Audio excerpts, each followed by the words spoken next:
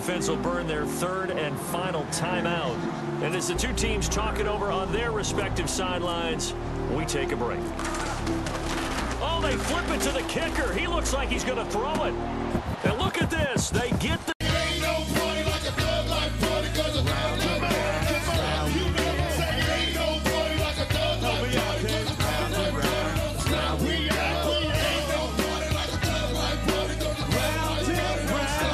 Welcome to I Game Around. Some niggas didn't like that name, but they can eat a dick. Today, I am joined by none other than Brandon Barnes, Mr. Talkers Talk himself. How are you today, That's sir? right. What's going on? I'm good. I'm good, too. I had to come to the ATL. You know, you're the... Well, there's somebody else I'm interviewing, but you're the prime reason that I actually came to ATL. Wow. Yeah. That's deep. I appreciate that. Yeah, because I started on Growing Up Hip Hop, the LA version, and it's a whole nother story. But then when I got it's a whole nother boring story. yeah, then when I got to Atlanta, I saw you, and I was like, you gave me that, and you know, whatever, I can get in trouble for this or whatever, but you gave me that Dame Dash feel that you know exactly what you want, and it doesn't come across to some people like it comes across as you being mean, but I'm like, he's direct, and I think people get messages misconstrued, and I talked about this on the last podcast where it's the message that you need to listen to, not the delivery of it. So, I don't know. But anyway, what I wanted to talk to you today about was artist development and how exactly you got started. Now, once again, going back to Growing Up Hip Hop, I had no clue who your mom was. Yeah. I learned about you the same way I learned about her. No clue. So, so tell me your story. How did you get started in artist development? Ooh, okay. So the start of my process of artist development goes all the way back to when I was 12 years old. Oh, I was around a lot of influential people in the music business. People such as Irv Gotti, Master P, obviously my godmom, Deborah Anthony. Just mainly more so being in their presence, witnessing the enhancement of other people. I've seen people when they come around and you don't know what the hell they do, you know, and then it's like, you know, okay, for example, you know, there was one individual who wanted to sing. I thought, okay, she had a nice voice. Watching people and spend dollars and time and voice lessons and stage presence and choreography lessons, like all of that stuff, like really just rubbed off on me. Oh, okay. And a big factor of that was Diddy and the Making the Band. I was around that time. I was a young kid, but I was still around just, you know, watching everything. I remember. What I remember mainly was the fights. Yeah, well, you know, that first one, the band, with them, most definitely. Now, I wasn't around for that one, but the Making the Band of Danny Kane and Day 26. Oh, the actual groups. Yeah. Exactly. Like, I really just fell in love with the process of that, you know, taking people from nothing to something. Oh, okay, got you. So, what do you feel like, because in this day and age, people can just throw on any kind of, just get a good beat, boom, boom, boom, throw some basic lines on it, and then, you know, make a record and it goes big. Yeah. What do you feel like artist development can do for that type of person? Well, I feel like it could do a lot because I've always told people it's not necessarily about making it... Score first, fuck y'all. Right. It's not necessarily about making it in the business. It's more so getting in the business and then having that drive to stay in the business and stay consistent with it as far as being on top. Right now, when you pay attention to the generation that we're in now, it is just about the beat. But when you slowly look at the new people that are coming into the business, it's not necessarily about just what the beat sounds like anymore. So, you know, I mean, the music business is very tricky and you just have to understand it. But, you know. That's true. It's changing. That's something I don't understand. That's one thing that you did mention, though, consistency. I feel like in the rap game, I know you were talking about Danny Kane, which is more R&B, but in rap these days... consistency is disrespected. You know, like Fabulous and Jadakiss had their album, Rick Ross still putting it out. Fat Joe just came out with a song called Pick It Up. Those artists aren't getting respected these days among the, you know, 6ix9ines and the I wouldn't say getting respected. Once again, I think it's all about the placement of where we're at in the music business now. Now it's more so the beats, you know, that people are into. New York sound is a very distinctive sound. You know a New York sound when you hear it. You see what I'm saying? Like when you go down to New Orleans, you know a New Orleans sound when you hear it. So a lot of people just got to be mindful of all that. Fat Joe is still one of the greatest people to ever do it. Fabulous, come on now. We're not even going to talk about him. That man is unbelievable. You see what I'm saying? So it's like right now, and I'm probably going to get in trouble for saying this, but I'm so much of a teacher. I'm waiting on people like Fat Joe and Fab, you know, Jadakiss, and not saying that they're not doing it. It's just that I haven't seen it just yet personally coming from them. I'm waiting on them to take somebody, find that next person who could replace them. Build them up. Groom them. Because think about it. If you groom by Fab, he's telling you this is what I did wrong, this, that, and the third, blah, blah, blah. Everybody has their own path, but make sure you don't make these mistakes. Giving you the game. That's that's like Fab times 10 at that point. Right. You see what I'm saying? Other than Rick Ross with Meek, I really can't think of any other bigger artists that actually pulled somebody up recently. Yeah. I mean, I never really listened to SZA. SZA I just heard from the weekend, but I'm not sure how much Kendrick Lamar had. What? I don't know anything about TDE. Listen, there was a point in time where me and my manager was just having this conversation yesterday. Kendrick Lamar really pushed her. Don't get me wrong, she's very talented, but what a lot of people don't know is that she's also wrote a lot of fucking hit songs for a lot of people out there. Really? A lot of people don't know that. But Kendrick is so gung-ho for his artists. There was a point in time where he was telling radio stations, if y'all not spinning this record right here, meaning SZA's record, if y'all not spinning this record, I'm not stopping by. Wow. That's respect. That's how hard he went for it. Yeah. That's respect. Yeah. You see what I'm saying? Yeah. But see, this is the stuff that people don't necessarily know because people aren't going to brag about what they do. Right. You know, I feel like that's people like me. That's my job to do that, you know, to say, well, no, such and such really did do this or blah, blah, blah, blah, blah, blah, you know, because confidence is something that we as a people, that we really lack nowadays. And a lot of people want to read it as being cocky, arrogant, and all this other bullshit, but whatever.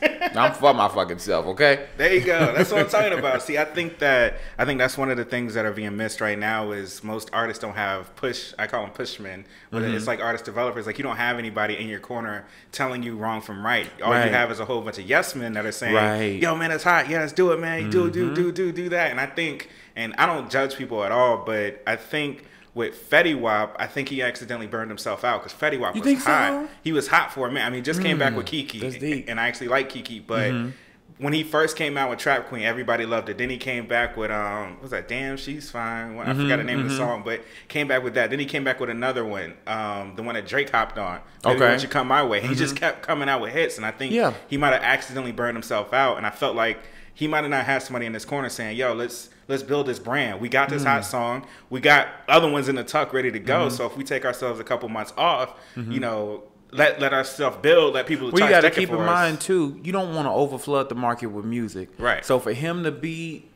as consistent with those hits, Yo Gotti is the perfect example for that. Yeah. Recently, every freaking thing that Yo Gotti is dropping, you hear that shit on the radio. I'm not mad at him. I have nothing but respect for that man. But with Fetty Wap, you got to keep in mind, for example, I have a few rappers that I'm working with now. I tell them your job is to be better than your last project. Right. Now, project doesn't also necessarily mean always a mixtape or an album, but your song. Who knows? Maybe Fetty is in the studio cooking it up right now. You never know. Hey, he had a good... That's the same thing. He had a good verse on Kiki. Yeah, really so, I mean, you know, not everybody has the potential to do what Yo Gotti is doing. Every time Yo Gotti go, and it's just like, it just seems so effortless. Yeah. How he's doing it. Here you go. I'm like, wow, like every song that he's putting out, it's commercial, mainstream, and he's doing his damn thing. Yeah, quietly. So shout out to Yo Gotti. Shout out to him. I agree. Yo Gotti is one of the rare artists that you don't hear no drama from him. Well, you know, Yo Gotti. I mean, not the Dolph situation. No, not even that. But I'm saying, Yo Gotti, just put it like this. It's best that we don't hear any drama from Yo Gotti because he's a real person. Just put it that way. He's a real person. He's a real person. We don't play that shit. I'm going to say that. All right, so going back to artists that are having big hits and then they end up, start slowing down, what kind of advice would you offer somebody that had a big hit maybe 6 months ago and now people aren't really checking for them anymore, they're not really looking for their music? What kind of advice would you give them? Stay consistent. Always remain as hungry as that first day. Where a lot of these fucking artists mess up nowadays is that they'll get a song and let's say the song goes viral, but they'll spend like a year touring on that song. And don't get me wrong, the money is great, the process is great, especially if you somebody who ain't never done shit. The pussy is great. Right, but I mean, but at the end of the day, it's like, what's your next move? What's the next step? You see what I'm saying? I have a cousin who plays basketball. Matt Barnes is my cousin. Okay? Oh. So it's sense. Like, one, I'm always going to respect him, one, because he's always there for me. Got you. But but even more so, outside of basketball, he's constantly thinking, this is what I'm going to do. I'm also working on this. I'm also working on this. I'm also doing this movie shit. I'm also doing this. You see what I'm saying? Right. So it's like you have to really invest in yourself. And nowadays, these artists, entertainers, whatever the fuck you want to call them, they're not doing that. They'll get that one song and they think, oh, okay, I'm hot. You might just be a fucking one-hit wonder. Right. Not everybody has what it takes to go into that studio and get lucky, and crank out another hit. Yeah. Not everybody's Yo Gotti. You see what I'm saying? I'm going to keep saying that. Yeah, I agree. 100%. But I mean, they just got to stay consistent and pay attention to the timing of things. Pay attention to that. All right. That's solid. Hope y'all listening. All right, so that actually made me think of something. One of the, and I could be wrong, and I'm probably, I don't know if I'm wrong or not, but one of the things when you're talking about branching out and doing more things than just music, the very first person I could think that did that was Ice Cube. Obviously Ice Cube started out with NWA, then he moved on his own, then he started in, well, not starred, but he was in Boys in the Hood, then he ended up writing his own movie, Friday, as everybody know. So I think, do you think now, because I think in 2018, now is the time for most artists to, you don't have to just put out an album once a year and, tour off that album. Now you can start doing mainstream things. You can start being in Hollywood, big blockbuster Yeah, but not movies. Everybody is capable of that. But I think with the gangster rap, or I guess, I don't know what it's called now, or mumble, whatever you call it, most of those are actors. So they act like they're doing something. You think so? Yeah, a lot of them. I don't. You think that some of them... First of all, I think it's a lot of fucking people out there that are on some drugs. And that they just do whatever the fuck they want to do. And people just latch on to that. Why? Because how many people do you know that are on drugs that just wild the fuck out and latch on to whatever they fucking doing? You see what I'm saying? That's true. It's relatable. Because I was thinking of the weed. See, exactly. But I'm saying, you don't know. When you look at all this, for example, lean. It's always been around, but for whatever reason, it's really blowing up now. And people are doing this and people doing it. Exactly. Right. You better say that. So it's more so when you look at how things are, people are just really following trails to other people. Right. And it's not necessarily right. It's popping because it's so relatable to everybody. How many people smoke weed? How many people drink lean? Oh, I don't know nobody that drinks lean. Shit, okay, as far as you know. As far as you know. I'm just saying. Yeah, I don't know anybody at work.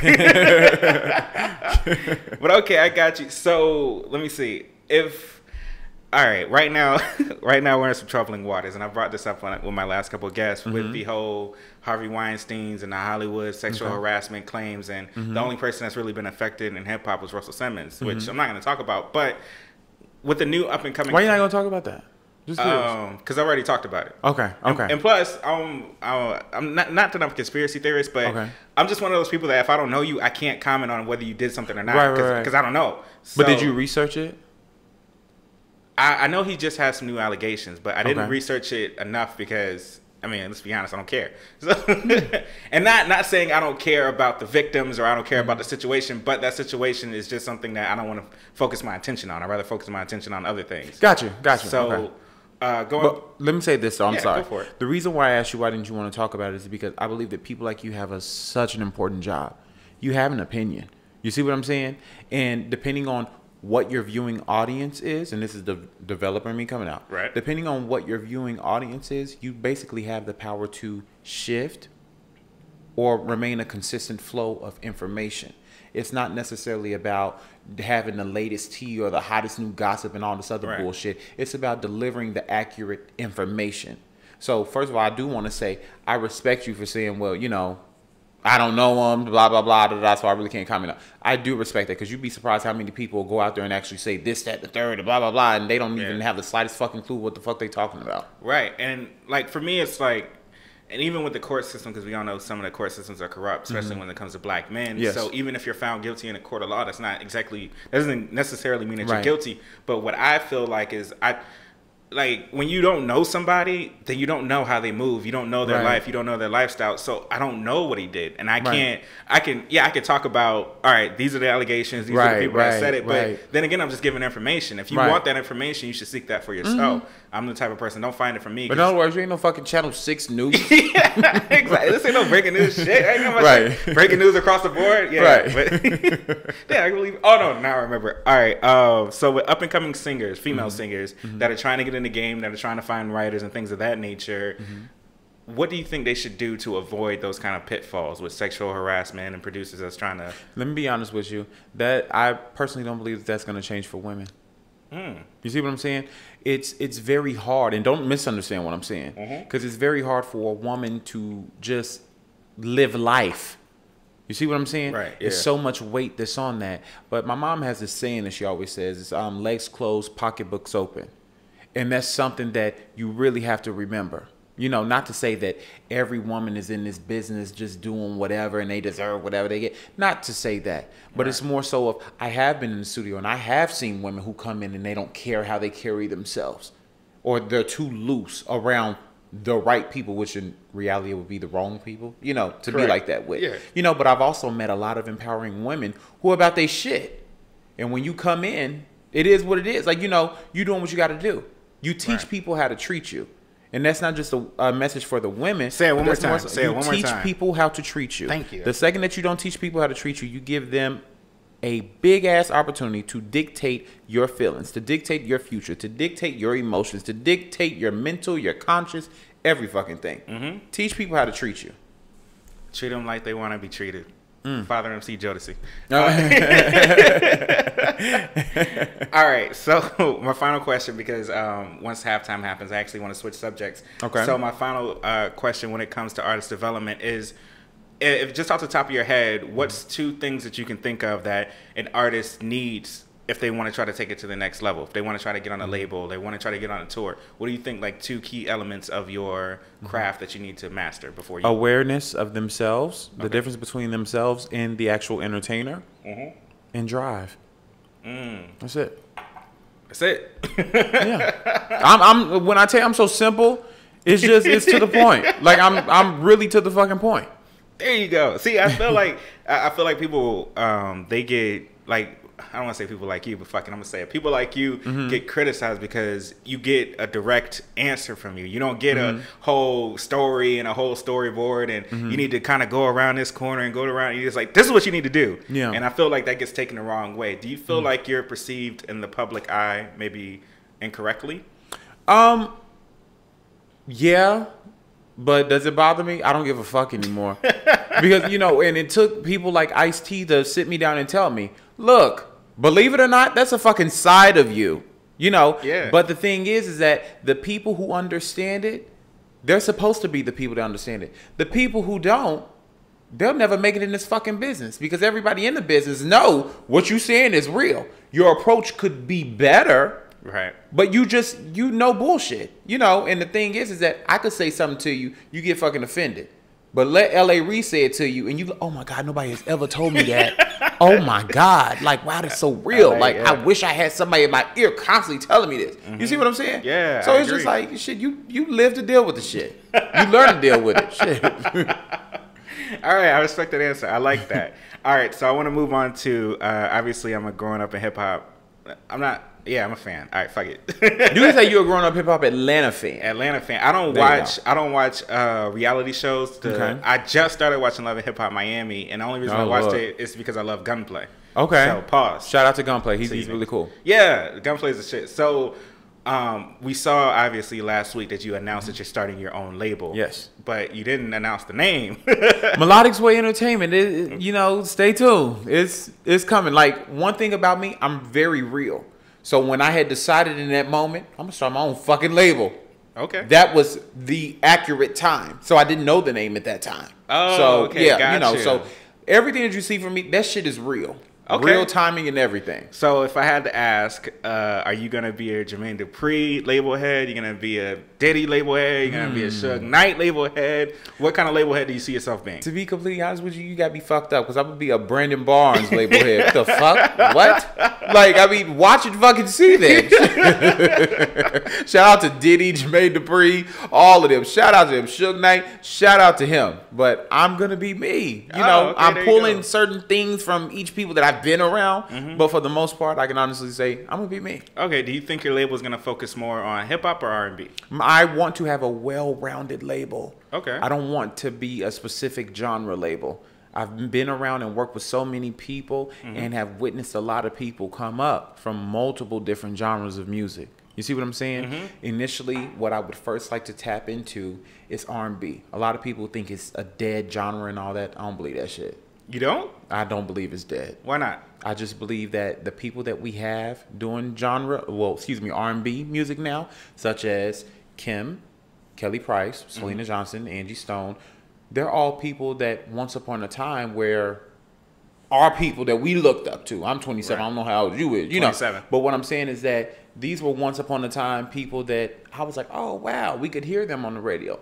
Now it's just a problem because the new generation doesn't necessarily connect with that. Right. You see what I'm saying? The new generation will connect with SZA. The new generation will connect with Seven Streeter. You see what I'm saying? Yeah, I got you. And that's that. But what I would like to see is these people who were, not to say once were popping, because I believe like Kelly Price is still the fucking shit to me. Kiki White is still the shit to me. Anthony Hamilton, even Trey Songz. You see what I'm saying? They still the shit to me. But it's more so I want them to at least drop some jewels for somebody else. Do a song with them. That might inspire your ass to, switch it up and do something different. You see what I'm saying? But do you think some of these younger artists want to make music with the oldies, if you will? Some of them, yes. Some of them, no. Okay. To be completely honest with you.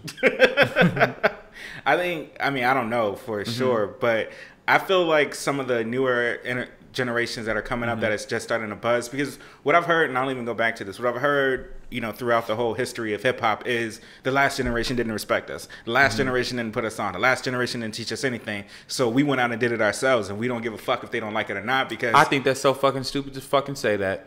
Who do you think opened up the fucking doors for you at the end of the day? And that's what I thought. Yeah, that's what I thought too. But to be fair, this was a while ago. This was probably, I want to say maybe 93. Okay. Is when Tupac said it. Tupac was like, I surpassed Rakim, I surpassed Kool Moe Dee, I surpassed all of them. And he was saying that because he was saying none of them helped him when he was trying to come up. So I feel like some of the newer artists now who are coming up by themselves or with SoundCloud or with iTunes or whatever, how do you gain respect for somebody that didn't help you? Well, I don't even necessarily think it's about that, because when you look at it, everybody has their own responsibilities. Right. You see what I'm saying? A lot of people got to snap the fuck out of this fucking illusion of what they think fame fucking is. Nobody's necessarily famous when you really break that shit down. Because what happens, for example, let's say you could be the most top selling artist right now, but guess what? You're doing absolutely everything that you told to do.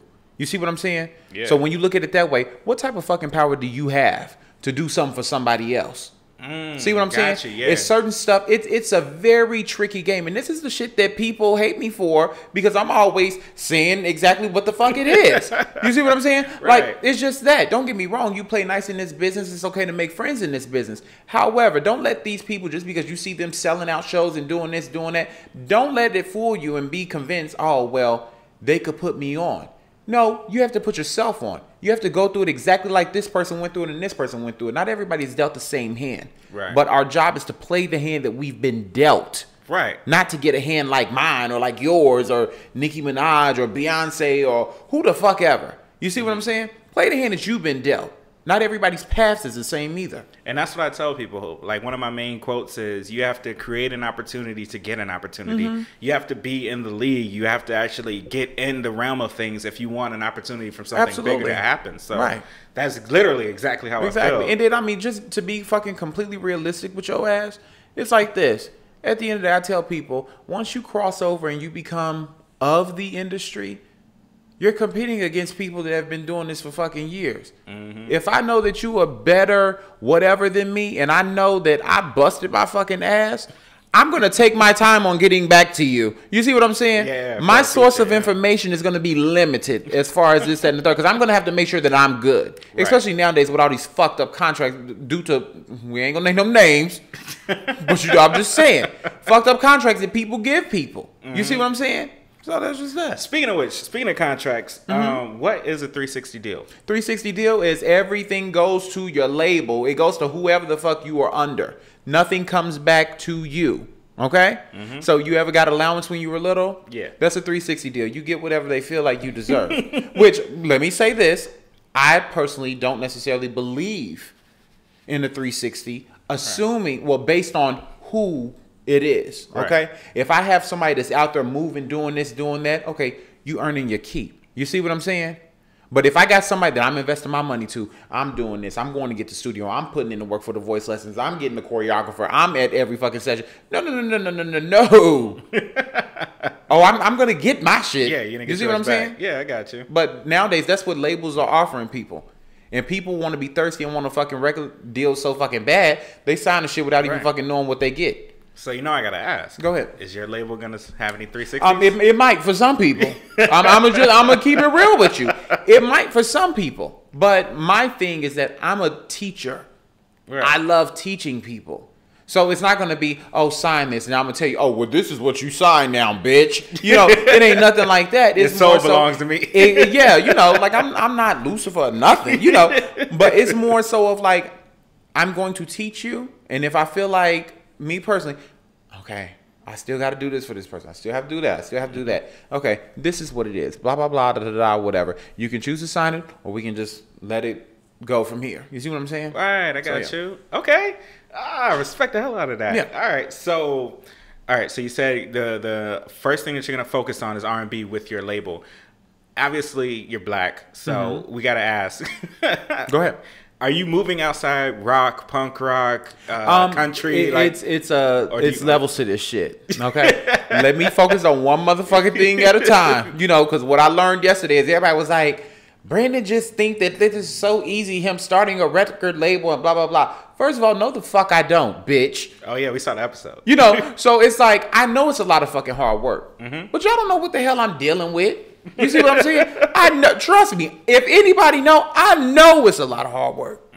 But people just want some negative shit to say. I got my cast members, oh, well, Brandon, oh, his tipper this, oh, his tipper that, oh, this, that, the third. Okay, that's fucking fine, but guess what? Encourage my ass, because I'm the same fat motherfucker that encouraged your black ass. Okay, I'm a fat motherfucker. You looking all right, pause. No, well, I'm just saying, you know. But I got you. So obviously at the end of yesterday's episode, obviously we're recording this on a Friday, if you didn't guess, the Brat was saying that you need to go out there and fly on your own. You know, Deborah needs to kick you out of the nest and let you fly on your own. So do you feel like you've always had your strings attached to Miss Anthony? How do I say Anthony. Anthony, thank you. Sorry. I apologize. Yeah, get it right. Get it right. Do you feel like you've always been under her wing, or do you feel like you've been doing moves on your own? Anyway. Well, okay, so here's the thing. My godmom, first of all, she loves me to death. There's nothing in this world that she would never not do for me. You see what I'm saying? Right. The thing is that throughout time, we have, for a very long time now, have worked hand in hand with a lot of things. You see what I'm saying? Okay. My mom has definitely brought things to the table for me, but I've also brought some things to the table too. Okay. You know, so that's the biggest misunderstanding that a lot of people have. With the conversation that Brat was having with my mom, I love Brat to death. You know, but sometimes I love Brat to death, but she should have just let my mom vent rather than giving all that. Don't get me wrong. There's probably some truth in what Brat was saying. You know, do I think it's time for my mom? Well, yeah. At that point in time, because I can't really say about certain stuff. But, you know, did I feel like it was time for me and my mom to, you know, slowly separate and just be family and all this other stuff? Right. Absolutely. You see what I'm saying? So it's not like, oh, no, I don't agree with what she said. I completely agree with what you said. And not only that, my mom also agreed with what you were saying. So it's like, what was the purpose of that? You see what I'm saying? Right. It's too much stuff going on. But, I mean, you know, I love Brat to death, but Brat only can speak on what she knows. What she knows. You see what I'm saying? It's just that, I mean, you know, it is what it is. Oh, okay, got you. All right. Very solid answer, sir. Right. All right, so let's move back to your label now. And growing up in hip hop, you were saying that you wanted to start a band or a group. Excuse me. A group. Very big difference.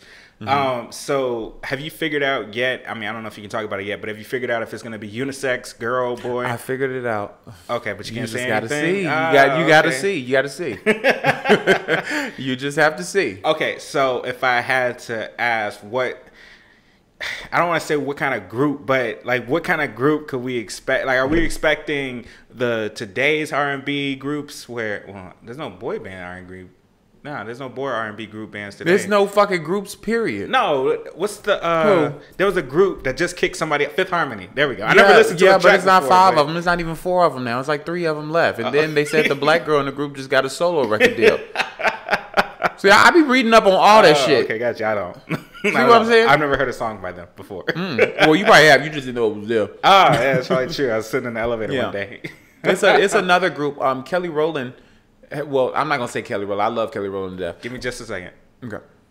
Touchdown. This was a pivotal fucking play in this game. This was very, very important, and we made it happen. You know what? I got to do this. Y'all, he's really focused on this game, too. I am. I'm just go ahead and add that. Shout out to Clone Auto, bro. This was such a solid game. I remember I was very pissed off, but this was a very good game, man. Shout out to you. You're a fan. All right, so moving back. So this is our game around. I have to talk about the game. But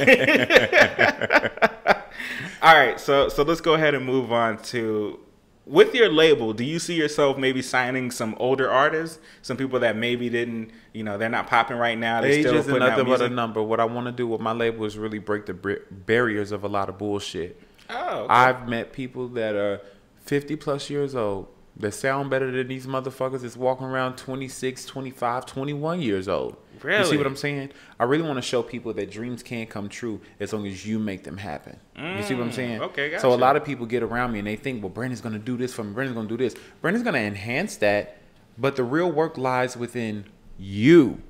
It's not me, because I can teach you what to do and sit down and have these pep talks and sessions with you and all that, but I'm not out on stage with you shaking my ass, singing.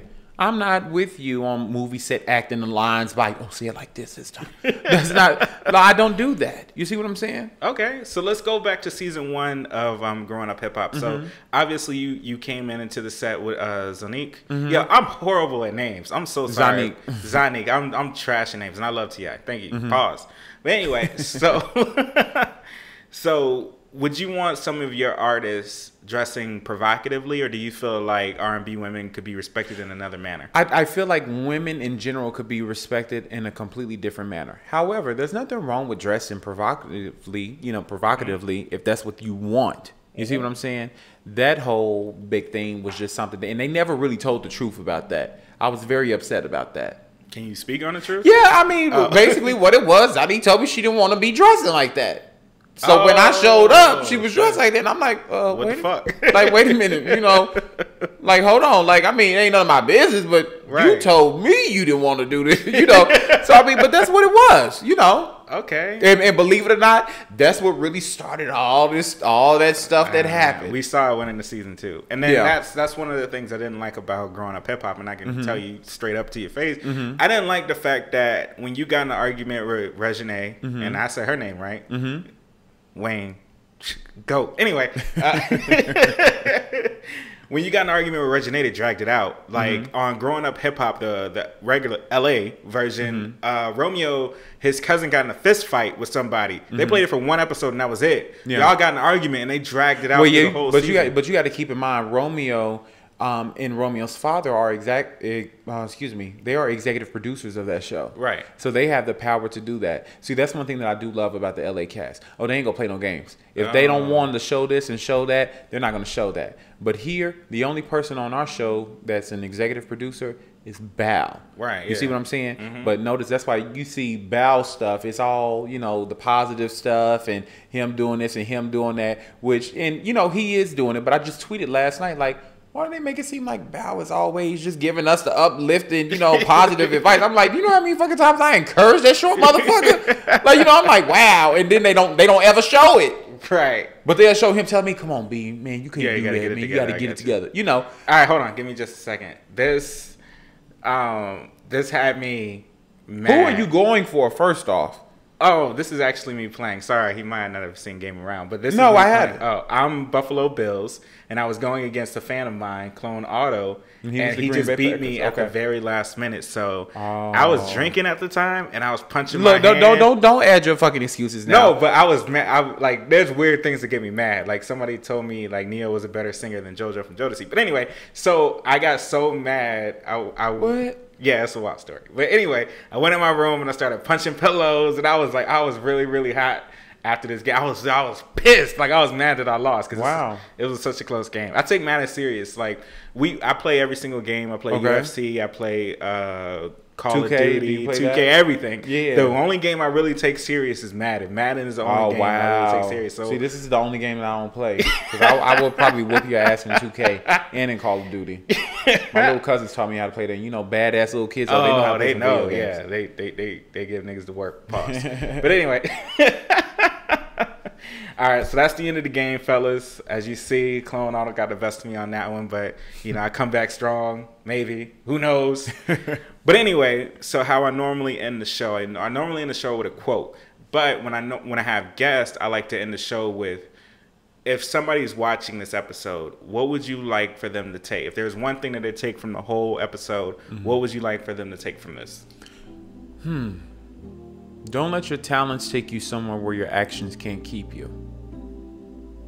Holy shit, that was a quote. But well, I mean, but just in a brief summary, everything that we've talked about. A lot of people's biggest downfall, not being consistent, not having that drive, not wanting it more for themselves than anybody else wanted for them. Gotcha. See what I'm saying? Damn. You're dealing with a psych major, by the way. See, no, I didn't. I should have fucking asked you if you went to college. Damn. Well, I never go to college. That's probably why I didn't ask. Well, that's all right. But anyway, all right, Brandon, I want to thank you for joining my show today. Thank you for having me. And we are out. All right. All right, yeah.